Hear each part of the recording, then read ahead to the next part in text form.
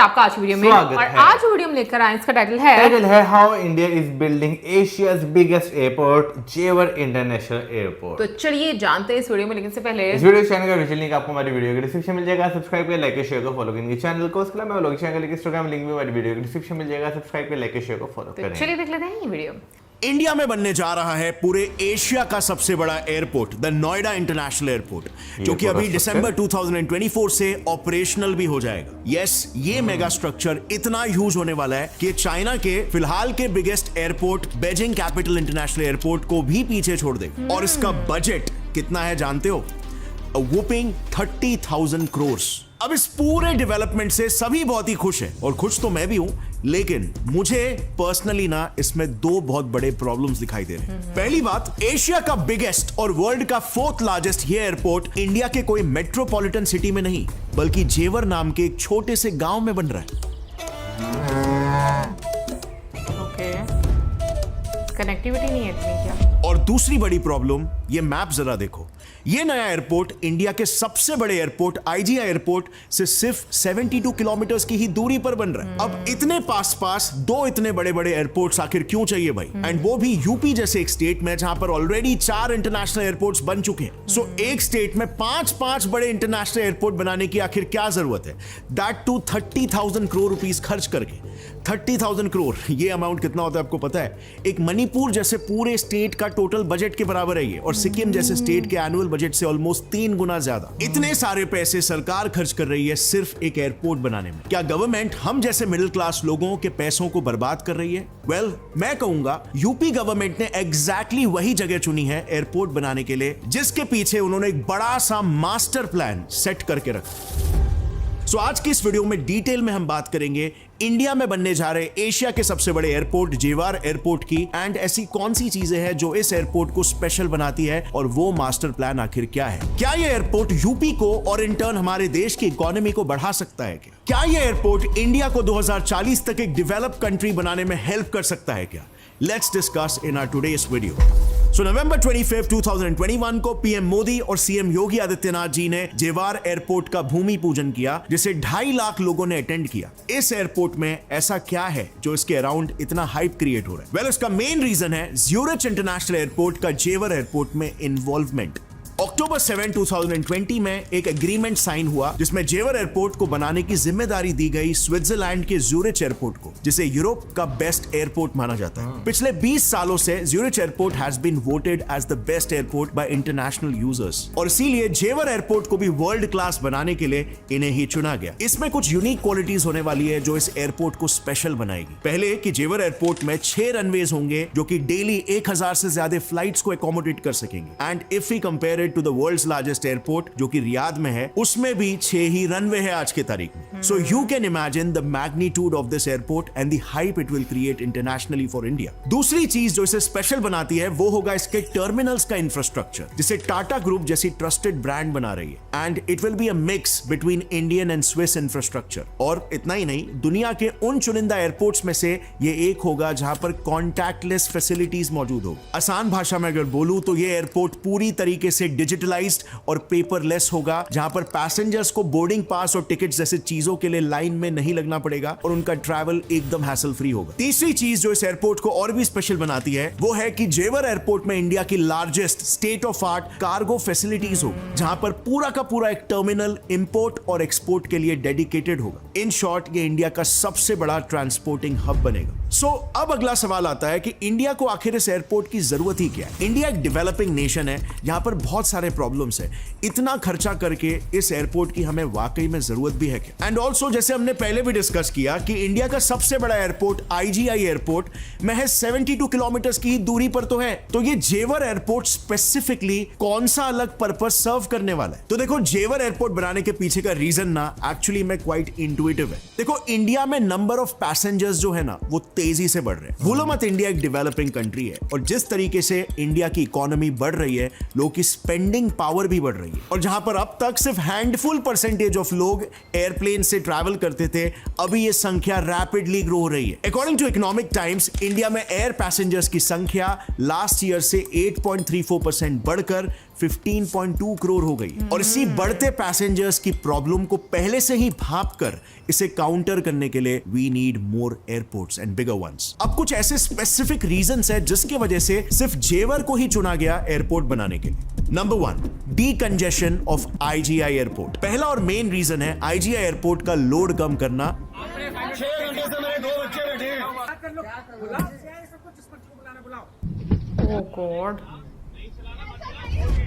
We all know कि IGI India का one of the busiest airport है और बढ़ते ट्रैफिक के साथ वहां पर कंजेशन भी बढ़ रहा है and the airport is actually reaching it's limit. In fact last year 2023-2024 में ऑलमोस्ट 7.2 करोड़ लोगों ने IGI एयरपोर्ट से ट्रैवल किया, जो कि लास्ट ईयर से 21% ज्यादा है। ड्यूरिंग पीक आवर्स एयरपोर्ट में कंजेशन इतना ज्यादा हो जाता है कि लोगों को IGI एयरपोर्ट में एंट्री लेने तक के लिए 30 मिनट का वेट करना पड़ता है। एंड इवन आए दिन हम फ्लाइट डिलेज की न्यूज सुनते ही रहते हैं। So having an airport nearby IGI airport will solve this problem. Reason number 2, blessing for West UP. Western UP के 7.2 करोड़ पॉपुलेशन के लिए ये एयरपोर्ट कनेक्टिविटी बढ़ाएगा, जिसके वजह से बहुत सारी बड़ी सिटीज जैसे आगरा, मीरठ, अलीगढ़, मथुरा और वृंदावन को एक इंटरनेशनल एयरपोर्ट की कनेक्टिविटी मिल जाएगी। बट अब यहां पर एक अगला सवाल यह आ जाता है कि यूपी में तो ऑलरेडी 4 बड़े इंटरनेशनल एयरपोर्ट है, तो 5th इंटरनेशनल एयरपोर्ट की क्या जरूरत है? Well, this is actually done to encourage startups in India. लेकिन वो कैसे, ये समझने से पहले मैं आपसे ना इंडियन स्टार्टअप्स की एक बहुत बड़ी प्रॉब्लम शेयर करना चाहता हूं। Managing recruitment is a big problem. लेकिन अगर आपको एक ऐसा एप्लीकेशन मिल जाए जहां से आपके सारे पोजीशंस की हायरिंग एक ही जगह से सेंट्रलाइज हो जाए तो yes, that is possible with उडू। याद है ना उडू, आपके बिजनेस को फुल्ली मैनेज करने के लिए। यहां पर आपको कई सारे एप्स मिलेंगे। आपको चाहे इनवॉइसेस इशू करने हो, कस्टमर रिलेशंस मैनेज करने हो, एम्प्लॉइज मैनेज करने हो, बिजनेस स्टैटिस्टिक्स को एक जगह पर एनालाइज करना हो, इन्वेंट्री को डिजिटलाइज करना हो, वगैरह वगैरह। जैसे मैंने मेरे पिछले एक वीडियो में आप लोग के लिए एक ऑनलाइन पिज्जा स्टोर बना के दिखाया था, तो आज मुझे उसी के लिए एक हायरिंग करनी है। चलो सिर्फ 2 मिनट में मैं आपको बताता हूं कि कैसे आप सोर्सिंग से लेकर हायरिंग तक सारे काम उडू के इसी रिक्रूटमेंट ऐप से कर सकते हो। सबसे पहले आपको उडू वेबसाइट और रिक्रूटमेंट एप्स को साथ में सिलेक्ट करना है। वेबसाइट तो चलो हमने लास्ट वीडियो में बना ही दिया था, मैं ऊपर आई बटन में उसका लिंक अटैच कर दूंगा। अगर आप सीखना चाहते हो तो उस वीडियो को भी देख सकते हो। लेकिन फिलहाल जैसे मुझे शेफ की जरूरत है, तो मैं रिक्रूटमेंट ऐप के डैशबोर्ड में जाकर न्यू पर जाकर एक न्यू जॉब पोजीशन क्रिएट कर दूंगा। फिर वो ओपनिंग क्रिएट होने के बाद उसके सारे डिटेल्स कस्टमाइजेबल है, जैसे कि मुझे कितने शेफ्स चाहिए, उन्हें रिक्रूट और उनका इंटरव्यू कौन लेगा।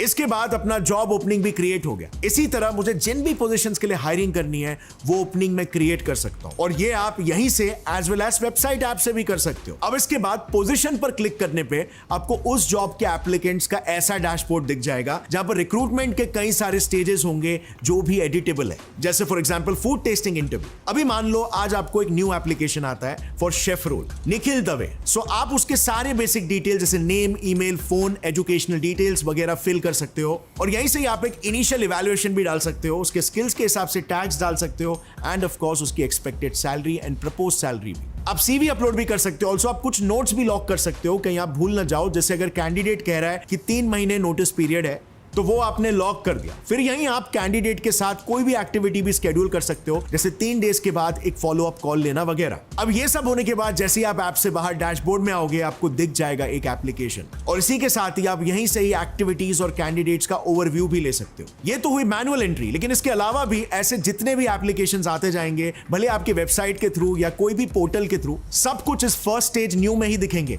जिनके डिटेल्स भी ऑटोमेटिकली ही फिल हो जाएंगे अलॉन्ग विद देयर रेज्यूमे। फिर आप उन्हें प्रोग्रेस के हिसाब से आगे के स्टेजेस में ड्रैग एंड ड्रॉप करते रह सकते हो, उन्हें रेट कर सकते हो, एंड फाइनली अगर उसके सारे स्टेजेस क्लियर हो जाए, सो आप यहीं से ही उसका फाइनल ऑनबोर्डिंग प्रोसेस भी स्टार्ट कर सकते हो, और आपका कैंडिडेट आपका एम्प्लॉय बन जाएगा। It's so simple and well coordinated. So all in all उडू का रिक्रूटमेंट एप्लीकेशन एक काफी एफिशिएंट सोल्यूशन है, जिससे आप पूरा रिक्रूटमेंट प्रोसेस एक ही जगह पर मैनेज कर सकते हो और अपने बिजनेस को डिजिटली ऑटोमेट कर सकते हो। ऑल्सो डोंट फॉरगेट, उडू की फर्स्ट ऐप हमेशा के लिए फ्री है, और उसके साथ आपको फ्री अनलिमिटेड कस्टमर सपोर्ट और होस्टिंग भी मिलती है। इनके प्रीमियम प्लान्स भी काफी अफोर्डेबल है, जस्ट स्टार्टिंग फ्रॉम ₹580।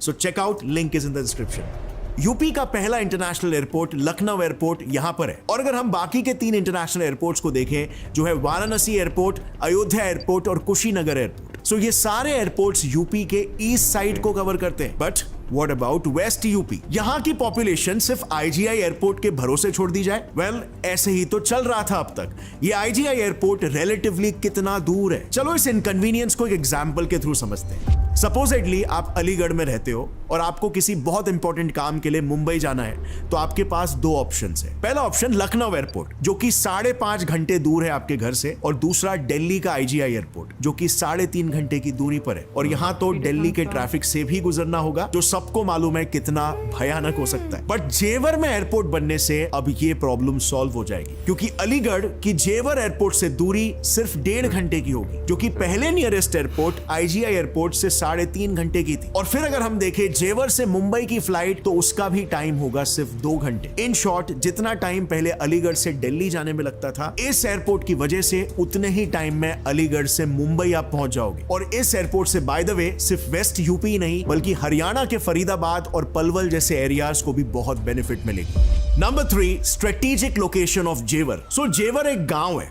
आखिर एक गांव को क्यों चुना गया मेट्रोपॉलिटन सिटी के जगह पर? देखो, एक एयरपोर्ट को बनाने के लिए ना 2 इंपॉर्टेंट कंपोनेंट्स की सबसे ज्यादा जरूरत होती है। पहला कनेक्टिविटी और दूसरा a lot of free space.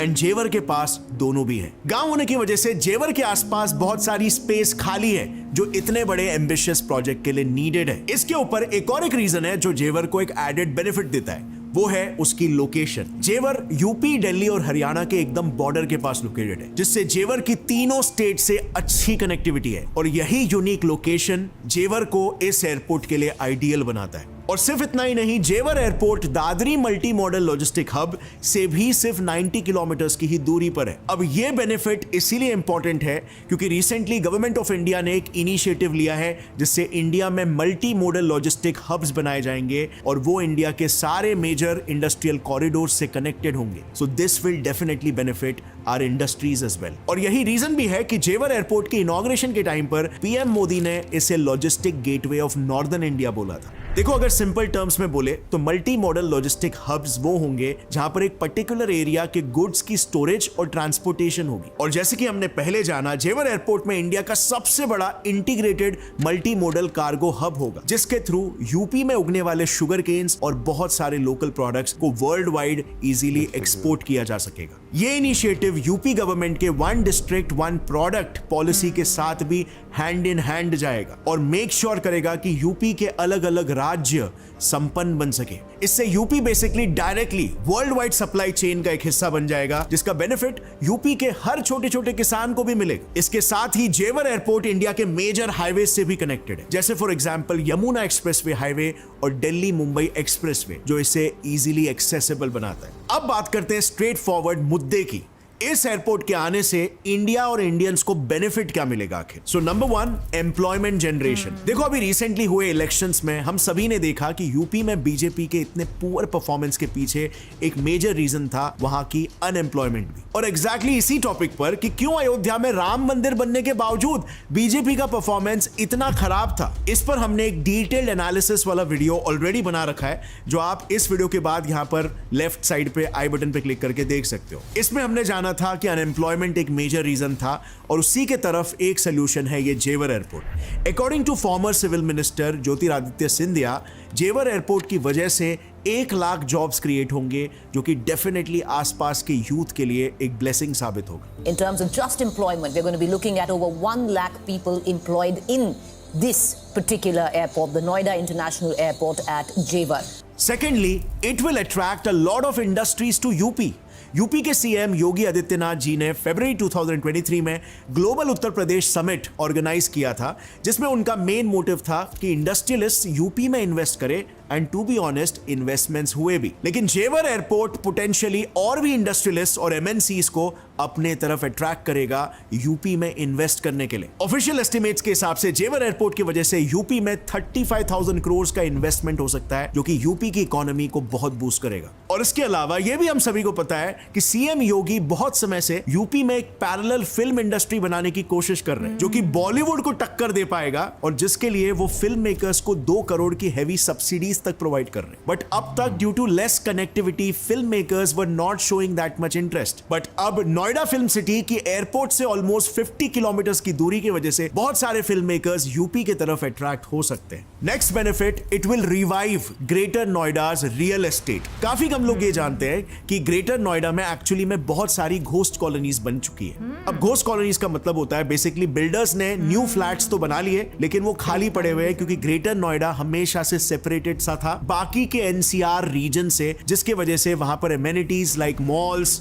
And hotels की काफी कमी थी। लेकिन एयरपोर्ट के आ जाने से ग्रेटर नोएडा का रियल एस्टेट रिवाइव हो जाएगा और इसके साथ ही आसपास के एरियाज में भी रियल एस्टेट में बहुत सारे इन्वेस्टमेंट्स होने लगेंगे। और इसका असर एक्चुअली में अभी भी देखा जा सकता है कि एयरपोर्ट के अनाउंसमेंट भर से ही आसपास के एरियाज स्पेसिफिकली नोएडा सेक्टर 28 में होटल बनाने के लिए बिल्डर्स में कंपटीशन स्टार्ट हो गई। Benefit number 4, railway and metro infrastructure. Another positive development जो जेवर एयरपोर्ट की वजह से होगा कि it will bring new railway and metro infrastructure. NIAL यानी नोएडा इंटरनेशनल एयरपोर्ट लिमिटेड जेवर एयरपोर्ट को NCR की सिटीज से जोड़ने के लिए 61 किलोमीटर लंबी एक रेलवे स्ट्रेच बना रही है जो कि बुलंदशहर के चोला स्टेशन से शुरू होकर हरियाणा की रुंडी स्टेशन के दिल्ली मुंबई लाइन में कनेक्ट होगा। इतना ही नहीं, गाजियाबाद से एयरपोर्ट तक एक 25 स्टेशन का मेट्रो स्ट्रेच भी बनाया जा रहा है that will connect the surrounding cities to the airport. और ये तो हमने हमेशा देखा ही है ना कि एक एयरपोर्ट या एक रेलवे लाइन भी क्यों ना आ जाए, आसपास के एरियाज अपने आप डेवलप हो ही जाते हैं। Next benefit, it will boost tourism in UP.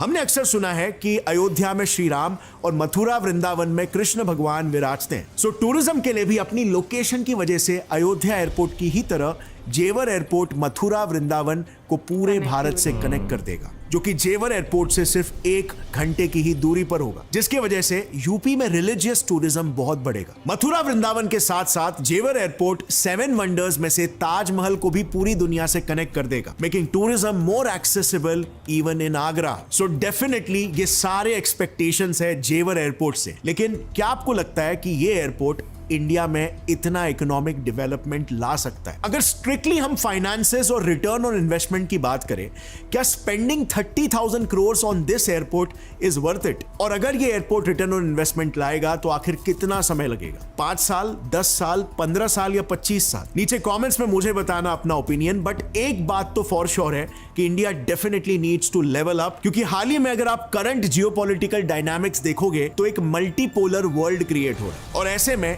India का so called ally USA India को सुपर पावर या अपने आप में ही एक पोल बनने से रोकने के लिए हमारे साथ एक बहुत बड़ा गेम खेल रहा है। यूएसए इंडिया के ठीक बगल में एक नया क्रिश्चियन देश खड़ा करने जा रहा है जिससे हमें काफी नुकसान पहुंच सकता है। इवन हमारा मणिपुर इशू भी इसी क्रिश्चियन देश के जन्म से लिंक्ड है। मैंने इस इशू को काफी डिटेल में कवर किया है जो आप यहां पर क्लिक करके देख सकते हो। I highly suggest you should check out this video. और आप friends don't forget to check out udoos recruitment application, link is in the description. All recruitment in one app. Thanks for watching, see you in another video.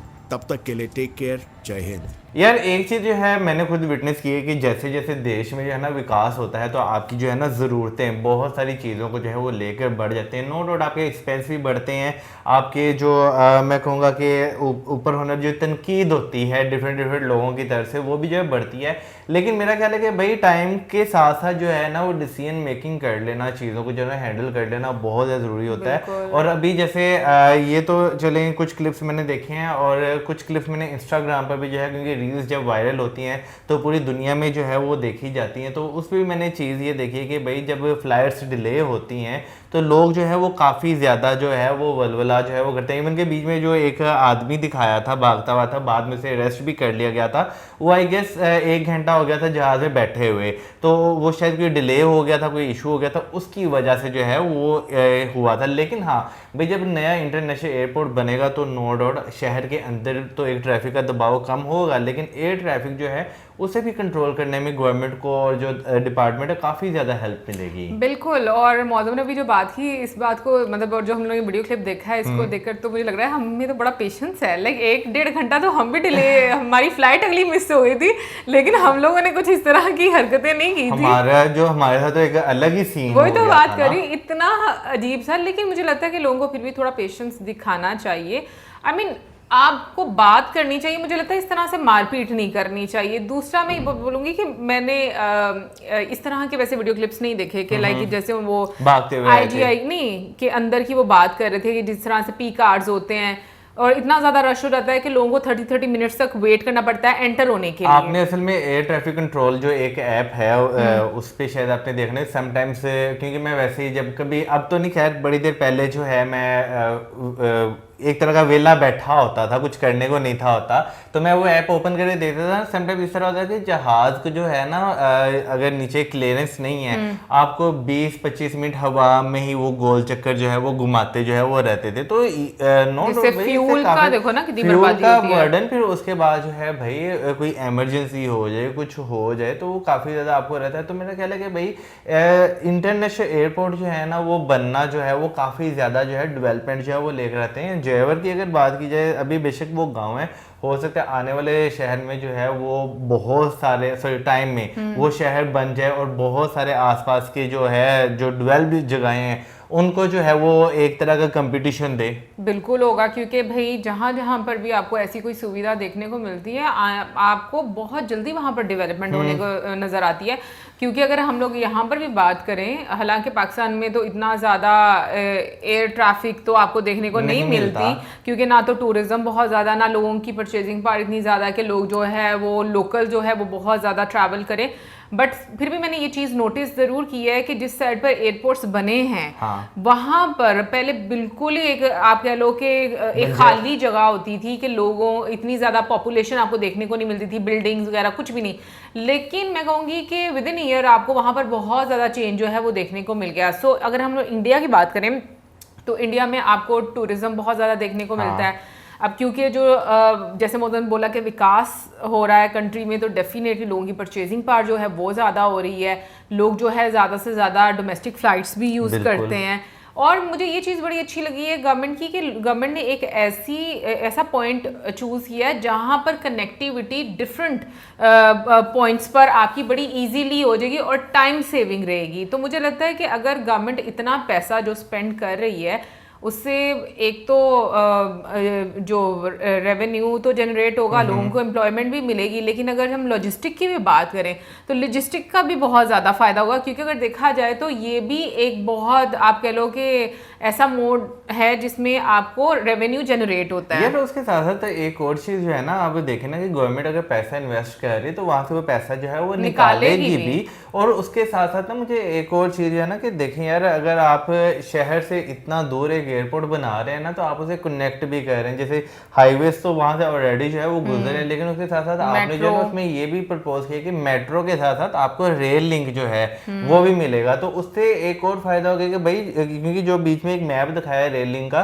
वो 2 station के बीच में एक junction बन रहा है, ठीक है। तो वो एक बहुत इंपॉर्टेंट पॉइंट, एक बहुत इंपॉर्टेंट हब बन सकता है। हो सकता है जैसे हमने वो दिल्ली की जो है वीडियो देखी थी कि भाई डिफरेंट स्टेशन जो है वो यूटिलाइज जो है वो किए गए, तो आने वाले में टाइम में हो सकता है जेवर का जो स्टेशन है वो भी एक मेन हब बन जाए आपको ट्रेन के डिपार्चर्स का और आने का, जैसे आपको दूसरे स्टेशन देखने को मिलते हैं। बिल्कुल। और मुझे ऐसा लगता है कि वाकई में इंडिया अगर आज के टाइम में देखो तो मतलब सबसे ज़्यादा पॉपुलेशन वाली कंट्री है और वहाँ पर इस तरह के प्रोजेक्ट्स जो हैं वो बिल्कुल मुझे लगता है कि होने चाहिए। क्योंकि ये मुझे ऐसा लगता है कि गवर्नमेंट और जो पब्लिक है उनका रिलेशन भी इस तरह रहता है, डिमांड और सप्लाई वाला रहता है। लोगों की डिमांड्स रहती है और गवर्नमेंट के जितने भी पॉलिटिशियन या जो भी आप कह लो कि जिनके पास पोजीशन होती है उनका रोल रहता है कि वो किस तरीके से उस डिमांड को पूरा करते हैं, सप्लाई कैसे करते हैं। सो मुझे लगता है चाहे वो आप सर्विसेज की फॉर्म में कह लो, चाहे वो आप एम्प्लॉयमेंट की फॉर्म में कह लो, तो जब तक लोगों को सुविधाएं मिलती जाएंगी, लोगों की प्रॉब्लम्स जो हैं वो सॉल्व होती जाएंगी, तो ऑब्वियसली चीज़ें जो हैं वो बेहतर रहती हैं। बाकी भाई ट्रैफिक को लेकर मुझे नहीं पता था, दिल्ली की ट्रैफिक जो है बड़ी खतरनाक है। मुझे मुंबई की ट्रैफिक का पता था। नहीं मौसम, वैसे मैं एक बात बोलूँ, मैंने जितने भी क्लिप्स देखे हैं ना, मुझे ऐसा लगता है कि लाइक हम लोगों ने कभी इतने रश नहीं देखे। नहीं, हमने यहाँ पर भी हकीकतन लाहौर हाँ। में आपको एक जैम नजर आता है, लेकिन वो जैम और तरह का होता है। वो अभी जो मैंने क्लिप्स देखे, यानी कि आप मैक्सिमम यहाँ जैम में फंसते हैं ना, तो आप बड़ा भी फंसेंगे ना, यानी अखीर वाला फंसेंगे आधा घंटा। हाँ, मुझे भी ये लगता है। ट्रैफिक जो है वो ओपन हो जाता है। लेकिन एक चीज मैं देखता हूँ कि डेवलपिंग नेशंस और एक जो नेशन डेवलप्ड हो चुकी है वहाँ पे ट्रैफिक जम, क्योंकि अगर आप जब दुबई की ट्रैफिक देखते हैं, इवन कि आप जब क्लिप्स देखते हैं बीजिंग के, शंघाई के, वहाँ की वहाँ पे ट्रैफिक भी आपको बहुत नजर आती है। दिल्ली की, मुंबई की अगर आप ट्रैफिक देखते हैं तो वो वाकई आपको जो है ना नजर आता है कि एक ट्रैफिक जैम जो है वो लगे हुए हैं। बिल्कुल, लेकिन मुझे लगता है कि देखो जैसे ही प्रोजेक्ट्स बनेंगे, कनेक्टिविटी और बढ़ेगी, तो ये सारे मैटर्स जो है वो रिजॉल्व होंगे। वैसे एक चीज है कि भाई मैं कहूँगा कि ये इन जो ट्रैफिक में लोग फंसते हैं भाई, उनकी हिम्मत है कि वो सब्र दिखाते हैं। हमारे यहाँ पे थोड़ी सी ट्रैफिक लग जाए, लोग वैसे ही उतावले हो जाते हैं कि यार क्या है, मैं गाड़ी फंसा के बैठ गए हैं। तो वो तो मुझे लगता है हर जगह पर होते होंगे, ऐसा नहीं है कि कहीं पर भी ना होते नहीं, जो मेरा ख्याल है कि ऐसी नेशन से, जैसे हमने थाईलैंड में देखा तो वहाँ पे ट्रैफिक में कितनी लंबी लंबी लाइनें लगी होती थी, लेकिन मजाल है भाई पी पी पापा वहाँ पर कर दे। तो मेरा ख्याल है कि एक लेवल ऑफ पेशेंस जो है ना कुछ कंट्रीज में तो अलग है। उनका इंफ्रास्ट्रक्चर भी तो बहुत हाँ। डिफरेंट है ना। अगर थाईलैंड में भी हम लोगों ने ये चीज देखी थी, तो वो हम लोगों ने जो उनका मतलब आप कह लो बैंकॉक में, मतलब जो एक पुराना शहर है हाँ। बिल्कुल सेंटर, उसमें हम लोगों ने देखी थी, ठीक है ना। लेकिन इर्द गिर्द तुम इंफ्रास्ट्रक्चर देखो, उनका रोड इंफ्रास्ट्रक्चर कितना अच्छा था। एनीवे गाइस, ओवरऑल मैं कहूंगी कि काफी इंफॉर्मेटिव वीडियो थी। अब गवर्नमेंट कितने टाइम में इन सब चीजों को आप कह लो कि मतलब उनको रिटर्न, हाँ उनको मिलता है, नहीं मतलब रेवेन्यू कितने टाइम में, वो तो अब आने वाला टाइम ही बताएगा, क्योंकि भाई इतनी बड़ी रकम है कि मुझे खुद नहीं पता कि 30,000 करोड़ कि गवर्नमेंट किस तरह से रिकवर, आई मीन कितने टाइम में रिकवर करती होगी। हम जैसे जो मिडिल क्लास लोग होते हैं ना, हम कहते हैं हमारे पास 7 करोड़ 8 करोड़ हो जाए ना, हमारी जो है जिंदगी अच्छे से गुजर जाएगी। हाँ, लेकिन ये वो भी हम कहते हैं पीकेआर में। ओके,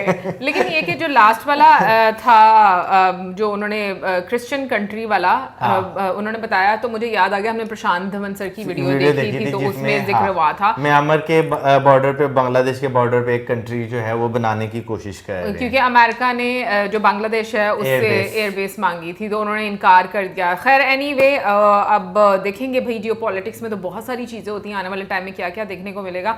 अब आप जरूर बताइए, आपको क्या लगता है, इतनी बड़ी रकम गवर्नमेंट कितने टाइम में रिकवर कर लेती है? जरूर बताइए कमेंट सेक्शन में। इससे ज्यादा मैं वीडियो करें वीडियोस। बाय।